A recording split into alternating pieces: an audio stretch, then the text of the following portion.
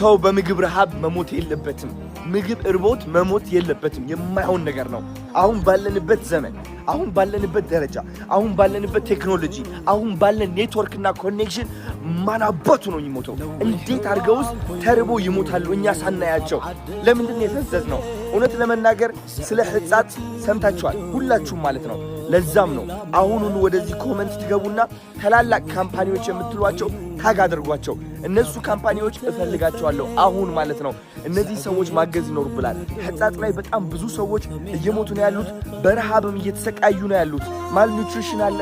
ማርያም ሳፕሊመንት ይጎላቸዋል፣ መድኃኒት ይጎላቸዋል፣ ምግብ ይጎላቸዋል፣ የሚተኙበት ቦታ።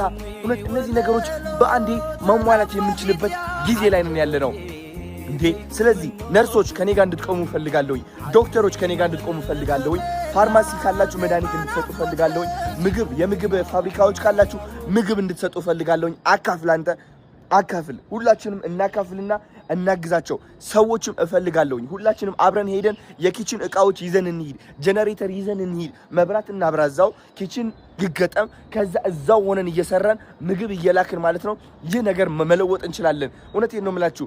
በምንም ተአምር እነዚህ ሰዎች መሞት የለባቸውም። ምክንያቱም ዘመኑ ተቀይሯል። በዚህ ዘመን ሰው የሚሞት ከሆነ በረሃብ that means ይህ ጭካኔ ብቻ ነው እንጂ እውነት ነው የምላችሁ እኛ ሳንሰማ ቀርተን አይደለም ልንገራችሁ። ስለዚህ እባካችሁ አሁኑኑ ሕፃት ላይ የሞቱ ያሉ ሰዎች እንያቸው። በረሃብ እየተሰቃዩ ነው ያሉት። በጣም ነው የሚያሳዝኑት። አሁን እኔ ራሴ ወደዛ ልሄድ ነው። ወደዛ ሲሄድ ግን ብቻዬን አይደለም መሄድ የምፈልገው።